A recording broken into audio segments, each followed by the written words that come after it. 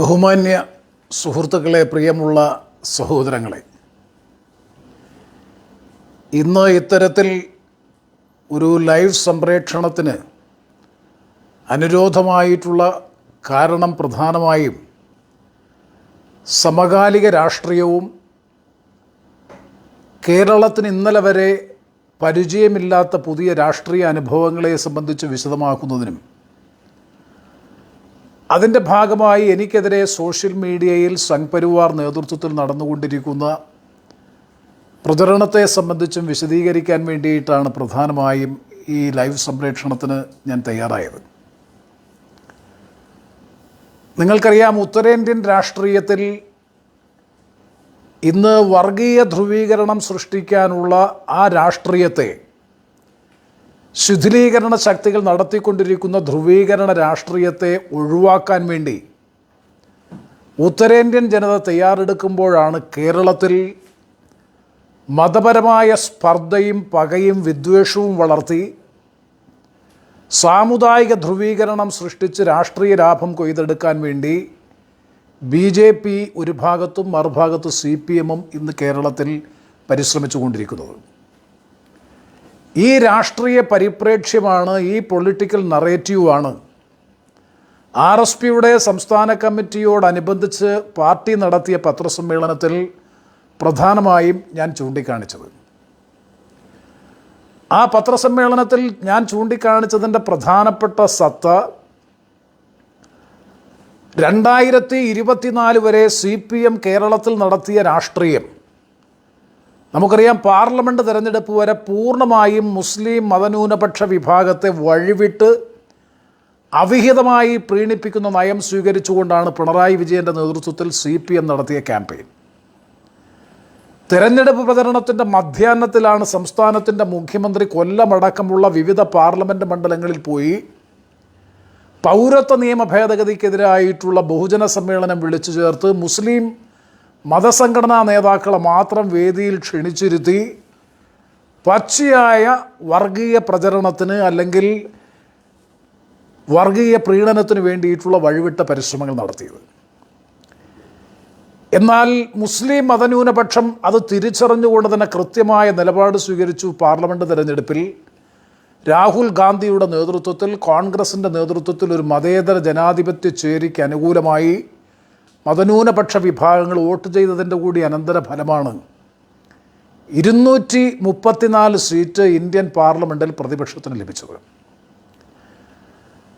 അപ്പം മുസ്ലിം മതന്യൂനപക്ഷ വിഭാഗം CPM ഇന്നലെ വരെ നൽകി വന്ന പിന്തുണ നഷ്ടപ്പെട്ടു എന്ന് ബോധ്യം വന്നതിൻ്റെ അടിസ്ഥാനത്തിൽ post poll political narrative, Lok Sabha തെരഞ്ഞെടുപ്പിന് ശേഷം സ്വീകരിച്ചിട്ടുള്ള രാഷ്ട്രീയ പരിപ്രേക്ഷ്യം എന്ന് പറയുന്നത് സാമാന്യ ബുദ്ധിയുള്ള ആർക്കും മനസ്സിലാക്കാൻ കഴിയും. ഭൂരിപക്ഷ വർഗീയതയെ ഏത് വിധേനയും അവരോടൊപ്പമാണ് എന്ന് വരുത്തി തീർത്ത് പ്രീണന നയം സ്വീകരിച്ച് ഒരു ധ്രുവീകരണം കേരളത്തിൽ സൃഷ്ടിച്ചെടുക്കുക എന്ന നീക്കമാണ് CPM ഇന്ന് കേരളത്തിൽ നടപ്പാക്കിക്കൊണ്ടിരിക്കുന്നത്. ഇതിനെയാണ് ഞാൻ സത്യത്തിൽ പത്രസമ്മേളനത്തിൽ ഏറ്റവും ഒടുവിലുണ്ടായിട്ടുള്ള ഒരു സംഭവത്തെ ഉദ്ധരിച്ചുകൊണ്ട് വിമർശനാത്മകമായി പ്രതിപാദിച്ചത്. വിജയദശമി പൂജ ആഘോഷവുമായി ബന്ധപ്പെട്ടുകൊണ്ട്, അവധിയുമായി ബന്ധപ്പെട്ടുകൊണ്ട് സംസ്ഥാന ഗവൺമെൻറ് അവധി നൽകിയതിനെ ഹിന്ദു വർഗീയ പ്രീണന നയമാണ് എന്ന് ഞാൻ പറഞ്ഞു എന്ന നിലയിലാണ് BJP, RSS, Sangh Parivar social media ഇടങ്ങളിൽ വ്യാപകമായ പ്രചരണം നടത്തിക്കൊണ്ടിരിക്കുന്നത്. ഏതാണ്ട് 1 മാസത്തിന് മുമ്പ്, 1.5 മാസത്തിന് മുമ്പ് സമാന സ്വഭാവത്തിൽ ബംഗ്ലാദേശ് ഇഷ്യൂവുമായി ബന്ധപ്പെട്ട് ഞാൻ പറയാത്ത ഒരു കാര്യത്തെ പറഞ്ഞു എന്ന് ദുർവ്യാഖ്യാനം ചെയ്തുകൊണ്ട് വ്യാപകമായ പ്രചരണം നടത്തി. എൻ്റെ വസതിയിലേക്ക് മാർച്ച് നടത്തി, വഴിയിൽ തടഞ്ഞു. ഞാൻ ഹിന്ദു വിരുദ്ധനാണ് എന്ന് ചിത്രീകരിക്കാൻ വേണ്ടിയിട്ടുള്ള വിഫലമായൊരു പരിശ്രമമുണ്ടായി.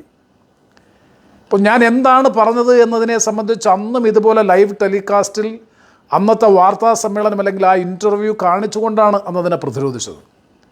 ഞാൻ ഈ പത്രസമ്മേളനത്തിൽ എന്തു പറഞ്ഞു എന്നുള്ളത് നിങ്ങൾ കേൾക്കുമ്പോൾ മനസ്സിലാകും ഞാൻ എന്താണ് പറഞ്ഞത്, എന്താണ് BJPയും BJPയോടൊപ്പം നിൽക്കുന്ന സംഘ് പരിവാർ ശക്തികളും പ്രചരിപ്പിച്ചു കൊണ്ടിരിക്കുന്നത് എന്ന് കൃത്യമായി മനസ്സിലാക്കും. അത് ഞാനൊന്ന് പുനഃസംപ്രേക്ഷണം ചെയ്യാൻ ആഗ്രഹിക്കുകയാണ്. കേരളത്തിന്റെ വിദ്യാഭ്യാസ മന്ത്രിയുടെ ഇന്നലത്തെ ഒരു പത്രപ്രസ്താവന എഴുതി തയ്യാറാക്കിയ പ്രസ്താവനയാണ്. വിജയദശമിയുമായി ബന്ധപ്പെട്ടുകൊണ്ട് പ്രഖ്യാപിക്കപ്പെട്ടിട്ടുള്ള അവധിക്ക് ആധാരമായ കാരണം പറഞ്ഞിരിക്കുന്നതാണ് ഏറ്റവും വിചിത്രം. NTU എന്ന അധ്യാപക സംഘടന ആവശ്യപ്പെട്ടതിന്റെ അടിസ്ഥാനത്തിൽ അവധി കൊടുക്കുന്നു എന്ന് സംസ്ഥാന ഗവൺമെന്റ് വിദ്യാഭ്യാസ വകുപ്പ് മന്ത്രി ഒരു പത്രക്കുറിപ്പ് ഇറക്കുക എന്ന് പറഞ്ഞാൽ ആരെ ഗ്ലോറിഫൈ ചെയ്യാൻ വേണ്ടിയിട്ടാണ്? അപ്പൊ പാർലമെന്റ് തെരഞ്ഞെടുപ്പ് വരെ കേരളത്തിൽ മുസ്ലിം ന്യൂനപക്ഷ പീഡനം നടത്തി, അമിതമായ പീഡനം നടത്തി, ആ വോട്ട് ബാങ്കിനെ ആശ്രയിച്ചുകൊണ്ട് അധികാരത്തിൽ തുടരാനുള്ള ഒരു രാഷ്ട്രീയ നറേറ്റീവ് ആയിരുന്നു സ്വീകരിച്ചത് എന്നുണ്ടെങ്കിൽ തെരഞ്ഞെടുപ്പിന് ശേഷം ഭൂരിപക്ഷ ഹിന്ദുത്വ വർഗീയതയെ വഴിവിട്ട് പ്രത്യക്ഷമായി തന്നെ പ്രോത്സാഹിപ്പിക്കുന്ന നിലപാടാണ് ഇപ്പോൾ CPM സ്വീകരിച്ചിട്ടുള്ളത്. അതിന്റെ ചില സൂചനകളാണ് ഇപ്പോൾ മലപ്പുറവുമായി ബന്ധപ്പെട്ട് വന്നിട്ടുള്ളത്. അതൊന്നും അറിയാതെ പറഞ്ഞിട്ടുള്ളതല്ല. അതാണ് ഇവിടെ 30 മണിക്കൂർ കഴിഞ്ഞതിന് ശേഷമാണ് സംസ്ഥാന മുഖ്യമന്ത്രി ഈ കാര്യത്തിൽ പ്രതികരിക്കുന്നത് എന്നുള്ളത് കൊണ്ട് തന്നെ വളരെ ബോധപൂർവമായി കേരളത്തിൽ ഒരു മതപരമായ ധ്രുവീകരണം സൃഷ്ടിച്ചെടുക്കുക, ഭൂരിപക്ഷ വർഗീയതയെ പ്രീണിപ്പിച്ച് അധികാരത്തിലെത്താൻ വേണ്ടിയിട്ടുള്ള അല്ലെങ്കിൽ അധികാരത്തിൽ തുടരാൻ വേണ്ടിയിട്ടുള്ള നീക്കത്തിന്റെ ഭാഗമാണ്. ഞാനിത് എന്നോട് താല്പര്യമുള്ള പലരും എന്നെ ടെലിഫോണിൽ വിളിച്ച് സംസാരിച്ചു. അവർക്കൊക്കെ ഇത് അയച്ചു കൊടുത്തപ്പോൾ അവരെല്ലാം വളരെ ക്ഷമയോടുകൂടി അത് കേട്ടതിന് ശേഷം എന്നോട് തന്നെ ഞങ്ങൾ തെറ്റിദ്ധരിച്ചതാണ് എന്ന് പറയുന്ന സ്ഥിതിയാണ് ഉണ്ടായത്. ഇതിൽ വളരെ പ്രധാനപ്പെട്ട വിഷയം ഞാൻ പറഞ്ഞത് എന്താണ്? അവധി കൊടുത്തതിനെ അല്ല വിമർശിച്ചത്, മറിച്ച് അവധി കൊടുക്കാൻ ആധാരമായിട്ടുള്ള കാരണം ഒരു പ്രത്യേക അധ്യാപക സംഘടന ആവശ്യപ്പെട്ടതിൻ്റെ അടിസ്ഥാനത്തിലാണ് എന്ന് സംസ്ഥാനത്തെ വിദ്യാഭ്യാസ മന്ത്രിയുടെ പ്രതികരണം, അതാണ് ദുരുദ്ദേശപരം. ആ വിമർശനം ഒരു രാഷ്ട്രീയ വിമർശനമാണ്. ഇതിനു മുമ്പും അധ്യാപക സംഘടനകൾ ആവശ്യപ്പെട്ടിട്ടില്ലേ പല കാര്യങ്ങളിലും? ഈ അവധിയുമായി ബന്ധപ്പെട്ട് വിവിധ അധ്യാപക സംഘടനകൾ ആവശ്യപ്പെട്ടിട്ടുണ്ടല്ലോ. പക്ഷേ അതൊന്നും പറയാതെ ഒരു പ്രത്യേക അധ്യാപക സംഘടനയുടെ പേരെടുത്ത് മന്ത്രി പ്രതികരണത്തിൽ പ്രതിപാദിക്കുക എന്ന് പറയുമ്പോൾ അതിന് കൃത്യമായ ലക്ഷ്യമുണ്ട്, വ്യക്തമായ ഉദ്ദേശമുണ്ട്. അതിനെ വിമർശിച്ചതിനെയാണ് പൂജയ്ക്കും വിജയദശമിക്കും അവധി കൊടുത്തതിനെ ഹിന്ദുത്വ വർഗീയ പ്രീണനമായി ചിത്രീകരിച്ചുകൊണ്ട് ഞാൻ പരാമർശിച്ചു എന്ന് പറഞ്ഞ് വ്യാപകമായ നിലയിൽ ക്യാമ്പയിൻ ഇപ്പോൾ നടത്തിക്കൊണ്ടിരിക്കുന്നത്. ഇത് മനസ്സിലാക്കാൻ, തിരിച്ചറിയാനുള്ള കഴിവ്, വിവേകം, കാരണം ഞാനിത് പ്രതികരിക്കണ്ട എന്ന് വിചാരിച്ചാണ് നിരന്തരം. അപ്പോൾ ഇത് വളരെ വ്യക്തമാണ്. ഞാൻ നേരത്തെ സൂചിപ്പിച്ചതുപോലെ മതേതര ജനാധിപത്യ രാഷ്ട്രീയത്തെ പിൻപറ്റുന്നവരെ മുഴുവൻ ഇന്നലകളിൽ BJPയെ വിമർശിക്കുന്നവരായിരുന്നു ഹിന്ദു വിരുദ്ധരായി ചിത്രീകരിക്കപ്പെട്ടിരുന്നതെങ്കിൽ ഇന്ന് CPMനെ വിമർശിച്ചാലും ഹിന്ദു വിരുദ്ധരായി മാറുന്ന ഒരു സ്ഥിതിയിലേക്ക് കേരളത്തിൻ്റെ രാഷ്ട്രീയ പ്രക്രിയ മാറിക്കൊണ്ടിരിക്കുകയാണ്. ഞാൻ ചോദിക്കട്ടെ, ഞാൻ ഈ പറഞ്ഞ കാര്യത്തിൽ സത്യത്തിൽ എൻ്റെ വിമർശനം CPMന് നേരെയല്ലേ? CPMനെ വിമർശിക്കുമ്പോൾ എന്താണ് BJP അല്ലെങ്കിൽ ഈ പറയുന്ന സംഘ് പരിവാർ ശക്തികൾക്ക് ഇത്രയും പ്രകോപനാത്മകമായിട്ടുള്ള നിലപാടിലേക്ക് വരുന്നത്? അപ്പം ഇവർ തമ്മിലുള്ള രാഷ്ട്രീയ ധാര അല്ലെങ്കിൽ രാഷ്ട്രീയ ധാരണ ഇന്നലകളിൽ പരോക്ഷമായിരുന്നു എന്നുണ്ടെങ്കിൽ ഇന്ന് പ്രത്യക്ഷമായി പുറത്തു വരുന്നു. അതാണല്ലോ മുഖ്യമന്ത്രിയുമായി ബന്ധപ്പെട്ട് ഇന്ന് കേരളത്തിൽ രൂപപ്പെട്ടിട്ടുള്ള PR ഏജൻസി വിവാദം. ഞാൻ ആ PR ഏജൻസി വിവാദത്തിലേക്കൊന്നും ഈ അവസരത്തിൽ കടന്നു പോകുന്നില്ല. അപമാനകരമല്ലേ കേരളത്തെ സംബന്ധിച്ചിടത്തോളം? സംസ്ഥാന മുഖ്യമന്ത്രി ഒരു ദേശീയ ദിനപത്രവുമായി ആശയവിനിമയം നടത്താൻ, അഭിമുഖം നടത്താൻ ഒരു PR ഏജൻസിയുടെ സഹായം തേടുക, ആ PR ഏജൻസി മുഖ്യമന്ത്രിയുടെ സാന്നിധ്യത്തിൽ, ആ ഏജൻസിയുടെ ചീഫ് എക്സിക്യൂട്ടീവ് ഓഫീസർ ഉൾപ്പെടെയുള്ള 2 പേരുടെ സാന്നിധ്യത്തിൽ കേരളത്തിൻ്റെ മുഖ്യമന്ത്രി ഒരു പത്രസമ്മേളനം നടത്തുക, പത്രസമ്മേളനത്തിൽ പറയാത്ത കാര്യം അച്ചടിച്ച് പ്രസിദ്ധീകരിക്കുക, അതിൻ്റെ വിശദീകരണം 30 മണിക്കൂർ കഴിഞ്ഞതിന് ശേഷം ആവശ്യപ്പെട്ടപ്പോൾ അങ്ങനെ കൊടുത്തത് ഈ PR ഏജൻസി പറഞ്ഞിട്ടാണ് എന്ന് ദേശീയ ദിനപത്രത്തിൻ്റെ പ്രതികരണം വരിക. ഇതെല്ലാം കഴിഞ്ഞതിന് ശേഷം മാധ്യമ സുഹൃത്തുക്കളും പ്രതിപക്ഷവും സംസ്ഥാന മുഖ്യമന്ത്രിയോട് ഈ കാര്യത്തെ സംബന്ധിച്ച് അഭിപ്രായം ചോദിക്കുമ്പോൾ എന്ന ചിരി പരിഹസിച്ച് ജനങ്ങളുടെ മുഖത്ത് കാർക്കിച്ച് തുപ്പുന്നതിന് തുല്യമല്ലേ? നിങ്ങളൊക്കെ എന്ത് പറഞ്ഞാലും, എന്ത് വിമർശനം ഉന്നയിച്ചാലും എനിക്കൊരു ചുക്കുമില്ല എന്ന നിലയിൽ പരിഹസിച്ച് പുച്ഛിച്ച് ഗൗരവതരമായിട്ടുള്ള രാഷ്ട്രീയ പ്രശ്നങ്ങളെ ലഘൂകരിക്കാനുള്ള സി പി എമ്മിൻ്റെ തന്ത്രമല്ലേ, അല്ലെങ്കിൽ സി പി എമ്മിൻ്റെ നിലപാടല്ലേ ഇതിൽ നിന്ന് മനസ്സിലാക്കാൻ കഴിയുന്നത്? എന്നിട്ട് ആ പാർട്ടിയും ആ മുന്നണിയും ഈ കാര്യത്തിൽ നടത്തിക്കൊണ്ടിരിക്കുന്ന അദ്ദേഹത്തെ ന്യായീകരിച്ചുകൊണ്ട് സി പി എമ്മിൻ്റെ സംസ്ഥാന സെക്രട്ടറി കഴിഞ്ഞ ദിവസം നടത്തിയിട്ടുള്ള പ്രതികരണം എത്ര ബാലിശമായിട്ടുള്ള പ്രതികരണമാണ്. കാരണം സംസ്ഥാനത്തിൻ്റെ മുഖ്യമന്ത്രി ഒരു ദേശീയ ദിനപത്രവുമായി അഭിമുഖം നടത്തുന്നതിന് വേണ്ടി ഒരു PR ഏജൻസിയുടെ സഹായം തേടുക എന്ന് പറഞ്ഞാൽ ഈ മുഖ്യമന്ത്രിക്ക് കാര്യങ്ങൾ നേരെ ചൊവ്വേ പറയാനും ഗ്രഹിക്കാനുമുള്ള പ്രാപ്തിയും കഴിവുമില്ലാത്ത ഒരു മുഖ്യമന്ത്രി എന്ന് പരസ്യമായി പ്രഖ്യാപിക്കുകയല്ലേ. ഞാനതിൻ്റെ വിശദാംശങ്ങളിലേക്ക് പോകുന്നില്ല. കേരളത്തിൽ PR public relations department media സെല്ലും നിരവധി സംവിധാനങ്ങൾ മുഖ്യമന്ത്രിയുടെ ഓഫീസിൽ ഉള്ളപ്പോൾ ഇതെല്ലാം എന്തിനാ? അപ്പോൾ സംസ്ഥാന മുഖ്യമന്ത്രിയുടെ ഓഫീസിനെ നിയന്ത്രിക്കുന്നത് ബാഹ്യശക്തികളാണ്. ആ ബാഹ്യശക്തികളിൽ വളരെ കൃത്യമായ രാഷ്ട്രീയ ലക്ഷ്യത്തോടു കൂടിയാണ് നേരത്തെ അദ്ദേഹം മലപ്പുറത്തെ സംബന്ധിച്ച് പറഞ്ഞ പരാമർശം കൂടി എഴുതി ചേർത്തുകൊണ്ട് ആ പത്രം പ്രസിദ്ധീകരിക്കാൻ ഇടയായതുള്ള കാര്യങ്ങളൊന്നും വളരെ നിർദോഷമായിരുന്നില്ല, ബോധപൂർവമായിരുന്നു എന്നുള്ളത് പകൽ പോലെ വ്യക്തമാണ്. അപമാന ഭാരം കൊണ്ട് കേരളം തലകുനിക്കുകയാണ്. പിണറായി വിജയൻ എന്ന കേരളത്തിൻ്റെ മുഖ്യമന്ത്രി സംസ്ഥാനത്തിൻ്റെ ഏറ്റവും വലിയ ബാധ്യതയായി മാറിയിരിക്കുന്നു. VMS മുതൽ എത്രയോ കമ്മ്യൂണിസ്റ്റ് ഇടതുപക്ഷ മുഖ്യമന്ത്രിമാർ ഈ സംസ്ഥാനത്ത് അധികാരത്തിലിരുന്നു. ഏതെങ്കിലും ഒരു മുഖ്യമന്ത്രിക്കെതിരെ ഇത്തരം അധോലോക മാഫിയ രാഷ്ട്രീയത്തിൻ്റെ ആക്ഷേപം, അഴിമതി ആരോപണങ്ങൾ കേൾക്കേണ്ട അവസ്ഥ കേരളത്തിൻ്റെ ചരിത്രത്തിലുണ്ടായിട്ടുണ്ടോ?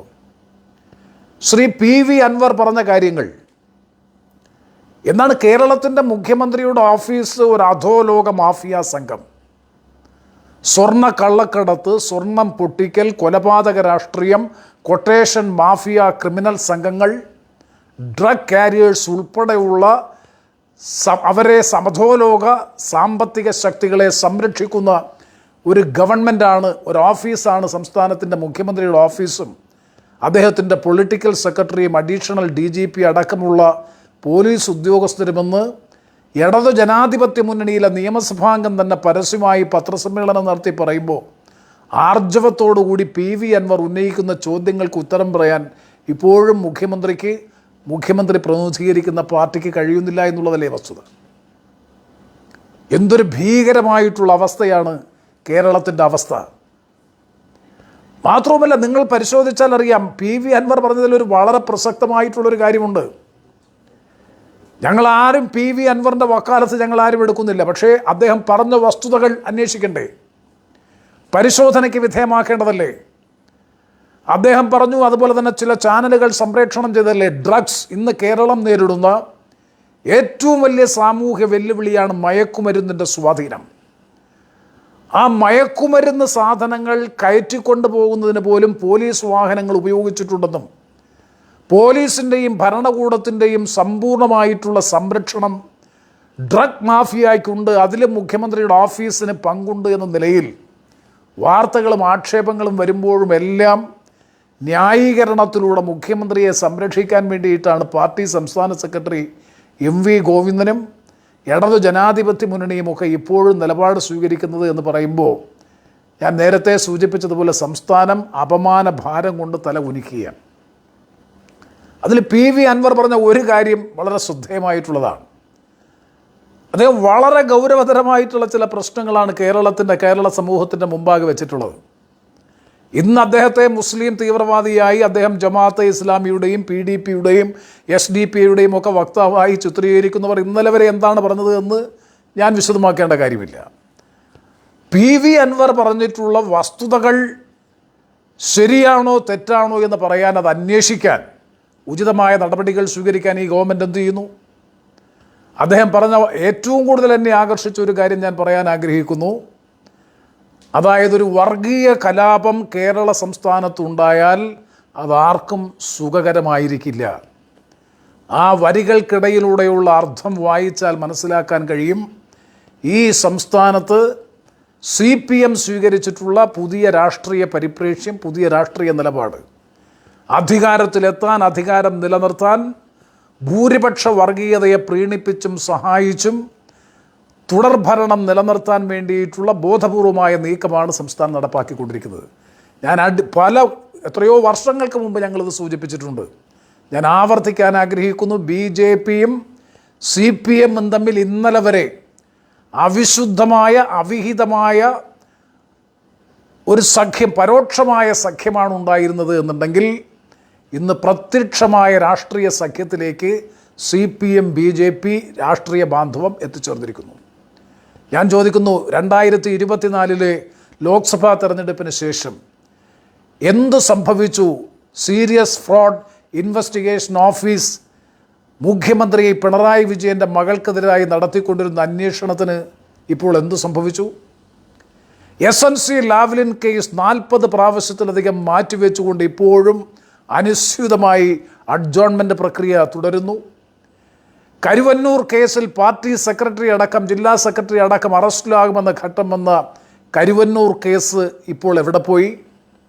സ്വർണ്ണക്കള്ളക്കടത്തുമായി ബന്ധപ്പെട്ട നിരവധി ആക്ഷേപങ്ങൾ. അപ്പോൾ ഈ നിരവധിയായിട്ടുള്ള ഈ കേസ് ഏതെങ്കിലും ഒരു കേസിൽ തുടരന്വേഷണമുണ്ടോ? ഏറ്റവും ഒടുവിൽ ഇന്ന് ഞാൻ മനസ്സിലാക്കുന്നത് ശരിയെങ്കിൽ BJPയുടെ പ്രസിഡന്റ് K. സുരേന്ദ്രൻ്റെ കേസും നമ്മൾ പ്രതീക്ഷിച്ചതുപോലെ തന്നെ ആവിയായി മാറി. അപ്പോൾ ഒരു ബുദ്ധിമുട്ടും ഒരു പ്രയാസവും ഗവൺമെൻറ്റിനെ സംബന്ധിച്ചിടത്തോളം കേരളത്തിലില്ല. അരവിന്ദ് കെജ്രിവാളിനെ അറസ്റ്റ് ചെയ്ത് കൽത്തുറുങ്കിലടച്ചവർ, MK സ്റ്റാലിൻ്റെ നേതൃത്വത്തിലുള്ള ഗവൺമെൻറ്റിലെ 3 മന്ത്രിമാർ ജയിലിൽ പോയി, മമതാ ബാനർജിയുടെ ഗവൺമെൻറ്റിലെ മന്ത്രിമാർ, അതുപോലെ സിദ്ധാരാമയ്യ കർണാടക സംസ്ഥാന മുഖ്യമന്ത്രിക്കെതിരായി ഇപ്പോൾ CBI ED കേസുകൾ. പക്ഷേ പ്രത്യക്ഷമായ തെളിവുകൾ ഉണ്ടായിട്ട് പോലും ഒരു കേസും പ്രൊസീഡ് ചെയ്യുന്നില്ല, ഒരു നടപടിയും സംസ്ഥാന സർക്കാരിനെതിരെ ഇല്ല. ഞാൻ ചോദിക്കട്ടെ, PV അൻവർ, ഇടതുപക്ഷ ജനാധിപത്യ മുന്നണിയുടെ നിയമസഭാംഗമായിരുന്ന PV അൻവർ ഉന്നയിച്ച ഗുരുതരമായിട്ടുള്ള ആക്ഷേപങ്ങൾ, ഒരു സംസ്ഥാനത്തെ ഭരിക്കുന്ന മുഖ്യമന്ത്രിയുടെ ഓഫീസ് കേന്ദ്രീകരിച്ചുകൊണ്ട് നടത്തിക്കൊണ്ടിരിക്കുന്ന പ്രവർത്തനങ്ങളെ സംബന്ധിച്ച് ഉന്നയിച്ച ആക്ഷേപങ്ങൾ എന്തേ കേന്ദ്രാന്വേഷണ ഏജൻസികൾ ഇത്രയേറെ താല്പര്യമുണ്ടായിട്ടും എന്തുകൊണ്ട് അന്വേഷണത്തിന് വിധേയമാക്കുന്നില്ല? തൃശ്ശൂർ പൂരവുമായി ബന്ധപ്പെട്ടുകൊണ്ട് തെരഞ്ഞെടുപ്പ് ഫലം വന്നു കഴിഞ്ഞതിന് ശേഷം ഞാൻ നടത്തിയ ആദ്യ പത്രസമ്മേളനത്തിൽ ഞാൻ സൂചിപ്പിച്ചതാണ്, ബോധപൂർവമായ ഇടപെടലിൻ്റെ ഭാഗമായിട്ടാണ് തൃശ്ശൂർ പൂരം അലങ്കോലമാക്കി തൃശ്ശൂരിൽ മത്സരിച്ച BJP സ്ഥാനാർത്ഥിക്ക് ജയിക്കാനുള്ള പശ്ചാത്തലമൊരുക്കുകയായിരുന്നു. CPMൻ്റെ പങ്ക് അതിൽ വളരെ പ്രകടമല്ലേ? ഒരു ഗവൺമെൻറ് അറിയാതെ പോലീസ് ഉദ്യോഗസ്ഥന്മാർ ഈ തരത്തിൽ ഇടപെടും, നടപടികൾ സ്വീകരിക്കുമെന്ന് ആർക്കെങ്കിലും വിശ്വസിക്കാൻ കഴിയുമോ? അതും ആഭ്യന്തര വകുപ്പ് CPM പിണറായി വിജയൻ കൈകാര്യം ചെയ്യുന്ന ഒരു ഘട്ടത്തിൽ. ഞാൻ ദീർഘിപ്പിക്കുന്നില്ല, ഒരു കാര്യം വളരെ വ്യക്തമാണ്, BJP CPM രാഷ്ട്രീയ സഖ്യം ലോക്സഭാ തെരഞ്ഞെടുപ്പിന് ശേഷം മറനീക്കി പുറത്തു വന്നിട്ടുള്ള ഒരു സാഹചര്യത്തിൽ കേരളത്തിൽ മതപരമായ സ്പർദ്ധ വളർത്തി സാമുദായികവും മതപരവുമായിട്ടുള്ള ധ്രുവീകരണം സൃഷ്ടിച്ച് BJPയെ ശാക്തീകരിക്കാൻ CPMും കോൺഗ്രസിനെ ദുർബലപ്പെടുത്തി CPMനെ നിലനിർത്താൻ BJPയും നടത്തിക്കൊണ്ടിരിക്കുന്ന ഹീനമായ പരിശ്രമങ്ങളുടെ ഭാഗം തന്നെയാണ് ഇപ്പോൾ കേരളത്തിൽ നടന്നുകൊണ്ടിരിക്കുന്ന ഈ പ്രചരണങ്ങളാകെ. മുഖ്യമന്ത്രി ഡൽഹിയിൽ നടത്തിയ പത്രസമ്മേളനത്തിൻ്റെ പ്രസക്ത ഭാഗങ്ങൾ പരിശോധിച്ചാൽ അത് വളരെ കൃത്യമായി തന്നെ ബോധ്യപ്പെടും. അവർ ഇവൻറ്റ് മാനേജ്മെൻറ്റ് കമ്പനികളും PR ഏജൻസികളും നിർദ്ദേശിച്ചതനുസരിച്ച് ഒരു പുതിയ രാഷ്ട്രീയ സഖ്യത്തിലേക്ക് പോകുന്നു എന്നുള്ളതാണ് ഇതിലൂടെ നമുക്ക് മനസ്സിലാക്കാൻ കഴിയുന്നത്. ഇതിനെതിരെ ജാഗ്രതയോടുകൂടിയിട്ടുള്ള ഇടപെടൽ അനിവാര്യമാണ് എന്ന കാര്യത്തിൽ സംശയം വേണ്ട. നമ്മുടെ നാടിൻ്റെ വികസന പ്രവർത്തനങ്ങൾ ഏതാണ്ട് പൂർണ്ണമായും സ്തംഭിച്ചിരിക്കുന്നു. തൊഴിലില്ലായ്മ ദേശീയതല ശരാശരിയേക്കാൾ ഏറ്റവും കൂടുതൽ സംസ്ഥാനത്ത് ഗുരുതരമായിട്ടുള്ള തൊഴിലില്ലായ്മ. +2 കഴിഞ്ഞ വിദ്യാർത്ഥികൾ മുഴുവൻ അന്യരാജ്യങ്ങളിലേക്കും അയൽ സംസ്ഥാനങ്ങളിലേക്കും ഒഴുകിക്കൊണ്ടിരിക്കുന്നു, പലായനം ചെയ്തുകൊണ്ടിരിക്കുന്നു. വിലക്കയറ്റം കൊണ്ട് ജനങ്ങൾ പൊറുതിമുട്ടുന്നു. പഞ്ചായത്തുകൾക്ക് പ്രവർത്തിക്കുന്നതിന് വേണ്ടിയിട്ടുള്ള ഒരു ഫണ്ടും ലഭിക്കുന്നില്ല. ഗുരുതരമായിട്ടുള്ള സാമ്പത്തിക പ്രതിസന്ധി അടക്കം മൗലികമായ ഒട്ടേറെ രാഷ്ട്രീയ പ്രശ്നങ്ങൾ നിലനിൽക്കുന്ന ഒരു സാഹചര്യത്തിൽ നിങ്ങൾ മനസ്സിലാക്കണം, ഒരു സമരവും BJPയുടെ ഭാഗത്തു നിന്നുണ്ടാകുന്നില്ല, ഒരു പ്രതിഷേധവും BJPയുടെ ഭാഗത്തു നിന്നുണ്ടാകുന്നില്ല. വ്യക്തമായ ധാരണയുടെ കൃത്യമായ ഉദാഹരണമായി മാത്രമേ വിലയിരുത്താൻ കഴിയൂ. ഹരിയാന നിയമസഭാ തെരഞ്ഞെടുപ്പിനെ സംബന്ധിച്ചും അതുപോലെ തന്നെ ജമ്മു കാശ്മീർ നിയമസഭാ തെരഞ്ഞെടുപ്പിനെ സംബന്ധിച്ചുമൊക്കെയുള്ള പോസ്റ്റ്പോൾ റിവ്യൂ റിപ്പോർട്ടുകൾ പുറത്തു വന്നിട്ടുള്ള സാഹചര്യത്തിൽ തന്നെ മനസ്സിലാക്കാൻ കഴിയും ഇന്ത്യയുടെ രാഷ്ട്രീയം മാറുന്നു. ദേശീയ രാഷ്ട്രീയം മതേതര ജനാധിപത്യ ചേരിക്ക് അനുകൂലമായി മാറിക്കൊണ്ടിരിക്കുന്നു. മതപരമായ സ്പർദ്ധ വളർത്തി സാമുദായിക ധ്രുവീകരണം സൃഷ്ടിക്കുന്ന ആ വിനാശകരമായ രാഷ്ട്രീയത്തെ ഒഴിവാക്കാൻ ഉത്തരേന്ത്യൻ ജനത തയ്യാറെടുക്കുമ്പോൾ കേരളത്തിൽ ആ വർഗീയതയെ വളർത്താനുള്ള പ്രവർത്തനങ്ങൾക്ക് ഒത്താശ നൽകുന്ന നിലപാടാണ് CPM സ്വീകരിക്കുന്നത്. അത് മൗനത്തോടുകൂടി അത് ഉൾക്കൊണ്ടുകൊണ്ട് കേരളത്തിൽ BJP അധികാരത്തിൽ വരുന്നതിന് വേണ്ടി അല്ലെങ്കിൽ അവരുടെ സ്വാധീനം വർദ്ധിപ്പിക്കുന്നതിന് വേണ്ടിയിട്ടുള്ള വ്യക്തമായ അന്തർധാര തിരിച്ചറിഞ്ഞ് ഇതിനെ പ്രതിരോധിക്കാൻ മതേതര കേരളത്തിന് കഴിയണം. വളരെ ബോധപൂർവമായിട്ടുള്ള ക്യാമ്പയിൻ, ആ ക്യാമ്പയിൻ്റെ ഭാഗമായി തന്നെയാണ് ഞാൻ ഇതിനെയും കാണുന്നത്. ഞാൻ പറയാത്തൊരു കാര്യത്തെ സംബന്ധിച്ച് ഞാൻ പറഞ്ഞു എന്ന് കല്ലുവെച്ച പച്ചക്കള്ളം പ്രചരിപ്പിക്കുക, വിജയദശമിയുമായി ബന്ധപ്പെട്ടുകൊണ്ട് പൂജാവതിയുമായി ബന്ധപ്പെട്ടുകൊണ്ട് മന്ത്രി നടത്തിയ പ്രതികരണത്തിൽ ഉന്നയിച്ച ഒരു രാഷ്ട്രീയ മുതലെടുപ്പിനെ പൊതുമധ്യത്തിൽ തുറന്നു കാണിച്ചു എന്നതിൻ്റെ പേരിൽ CPMനെയും ഗവൺമെൻറ്റിനുമെതിരായി ഉയർത്തിയ വിമർശനത്തിൻ്റെ പേരിൽ എനിക്കെതിരെ നടത്തിക്കൊണ്ടിരിക്കുന്ന സമൂഹ മാധ്യമങ്ങളിലൂടെയുള്ള പ്രചരണം ഞാൻ നേരത്തെ പറഞ്ഞ പുതിയ രാഷ്ട്രീയ പരിപ്രേക്ഷ്യത്തിൻ്റെ ഭാഗമാണ് എന്ന് ബോധ്യപ്പെടാൻ കഴിയണം എന്ന് മാത്രം ഈ അവസരത്തിൽ സൂചിപ്പിച്ചുകൊണ്ട് വളരെ സൂക്ഷ്മതയോടും അതിലേറെ ജാഗ്രതയോടും കൂടി കേരളത്തിൻ്റെ രാഷ്ട്രീയത്തെ വിലയിരുത്തി മുന്നോട്ട് പോകാൻ കഴിഞ്ഞില്ലെങ്കിൽ അത്യന്തം ആപൽക്കരമായ പ്രതിസന്ധിയിലേക്ക് കേരള രാഷ്ട്രീയം വർഗീയ രാഷ്ട്രീയത്തിൻ്റെ പിടിയിലേക്ക് അമരും എന്ന തിരിച്ചറിവോടുകൂടി അതിനെ പ്രതിരോധിക്കാൻ മതേതര ജനാധിപത്യ ബോധമുള്ള മുഴുവൻ ജനങ്ങളും ഒറ്റക്കെട്ടായി മുന്നിട്ടിറങ്ങണം എന്ന് മാത്രം അഭ്യർത്ഥിച്ചുകൊണ്ട് എന്നെ കേട്ട മുഴുവൻ സുഹൃത്തുക്കളോടുമുള്ള നന്ദി അറിയിച്ചുകൊണ്ട് സ്നേഹം അറിയിച്ചുകൊണ്ട് ഞാൻ എൻ്റെ വാക്കുകൾ ചുരുക്കുന്നു. നന്ദി, നമസ്കാരം.